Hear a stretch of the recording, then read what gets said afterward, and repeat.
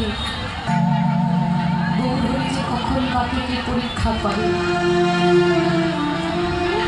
কখন কোন ভক্তকে কি কৃপা দান করে, এটা কখনো বলে বোঝানো যায় না। গৌরহরির কৃপা হলো অশেষ, যার কোনো কৃপার শেষ নেই। তো বলছেন কৃষ্ণদাস কবিরাজ গোস্বামী বলেছেন বৃন্দাবন দাস, যে আমার মহাপ্রভুর কৃপা যখন ভক্তের প্রতি হলো, ভক্তের পিতা নয়ন জলে কাঁদতে লাগলো। দেখুন বাবা, কত বড় ভাগ্য, পিতা হয়ে যেই কৃপা মহাপ্রভুর চরণে সারা জীবন হরিনাম করে পেল, সেই কৃপা কার হল? পুত্রের হল। কার গুণে? পিতার গুণে।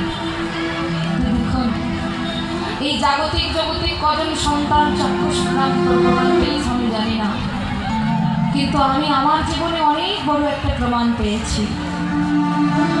এই যে আমি কীর্তন আসরে দাঁড়িয়ে আছি, এই যে হরিনাম কীর্তন করছি, যার কারণে সেই সম্পূর্ণ আমার পিতামাতার অবদান, সব থেকে বেশি আমার পিতার অবদান।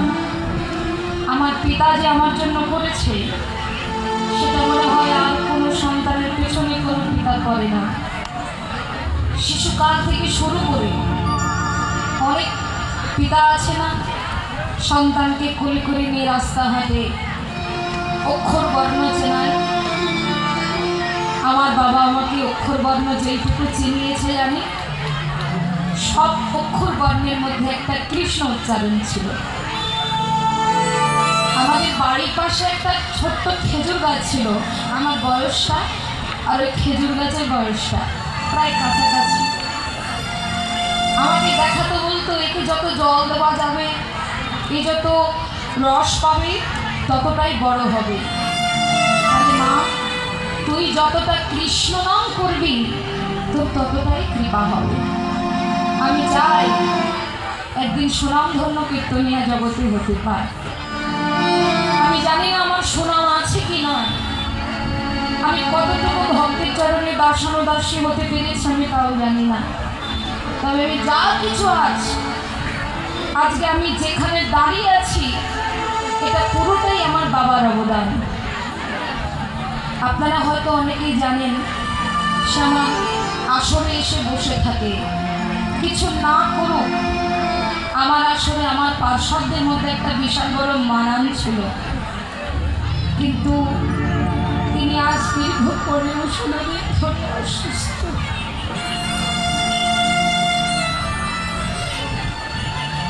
ওনার একটা বিশাল বড় ব্রেন স্ট্রোক হয়েছে। আমরা ভালো নেই বলবো না, ভগবান যে সুখ দিয়েছে তাই আমাদের কাছে বিশাল বড় সুখ। এর চাইতে বেশি সুখ ভগবানের কাছে চাইতে নেই। কীর্তনঙ্গে আসার সময় আমি বাড়ি যাচ্ছি আসছি, যতবার বাড়ি যাই আসি, যতবার আসছি যাচ্ছি একই কথা, মারে আমার সঙ্গ করা হবে। আমি আগের দিন চলে এসেছি কীর্তনের কারণে, পরের দিন আমার ছোট বোন এসেছে, একটা ছোট্ট শিশুর মতো হয়ে গেছেন। ওনাকে ভীষণভাবে আমার এই ছোট্ট বোনটা একেবারে পুরো মায়ের ভূমিকা, যেভাবে সন্তানকে মানুষ করতে হয়, আমার মেয়েকে আমরা মানুষ করেছি 2 বোন মিলে, আমরা জানি, ঠিক ওইভাবে একেবারে মানুষ করার মতো ছোটকাল থেকে যেভাবে সন্তানকে মানুষ করতে হবে, মানুষ করতে হচ্ছে। এমন একটা পরিস্থিতি ডাক্তার বলেছে যে ওনার সঙ্গে কোনো রকমের কোনো জোর জবরদস্তি করা যাবে না, উনি যদি রাগ দেখান। তবে এরকম নেই, আমি যতবার যাচ্ছি গীতা ভাগবত পাঠ করে ওনাকে শোনাচ্ছি। যদি কারোর ভেতরে প্রেম না থাকবে, যদি কারোর ভেতরে কৃষ্ণভক্ত না থাকবে, শাস্ত্রের কথা শুনে তার অজর কালায় কখনো নরম ঝরবে না। পাঠ করে যাচ্ছি, আমি নিজেও পাঠ করছি আর করছি,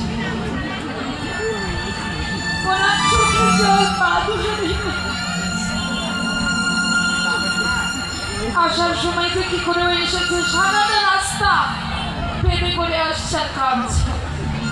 আমি বোঝাচ্ছি যদি আমি পরের ঘরে চলে এসেছি আমারও দুঃখ হয়, কিন্তু